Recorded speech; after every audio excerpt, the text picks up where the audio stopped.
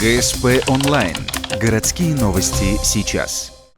Никому не нужная мусорная площадка отравляет жизнь целому городскому району. Проблемы с домом номер 47 по улице Синюкова, кажется, стары как мир. Но последние пару дней стали нестерпимыми для работников офисных и торговых площадок в этом строении. Неудивительно, ведь прямо перед их дверями который месяц растет стихийная свалка. Иначе место, где раньше стояли мусорные контейнеры, теперь назвать нельзя. Чтобы ситуацию изменить, они обратились в УЖКХ. Вчера я звонила, они сказали, а что сегодня не убрали? Я говорю, нет, никого не было. Сегодня прихожу с утра, они убирают. Но это называется разве уборка? Это вот размазали по всему двору эту грязь, еще хуже стало. Но это еще оказалось полбеды.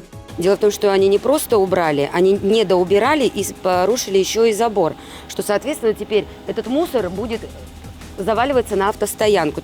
Чтобы не быть голословными, вот кадры с камер видеонаблюдения. Сначала погрузчик порвал сетку, через которую мусор стал попросту вываливаться на автостоянку, а потом и вовсе повалил часть ограждения. Нетрудно предположить, что будет здесь через пару дней, без этого ограждения. Это в районе, где столько детей. Дети бегают постоянно, каникулы начались.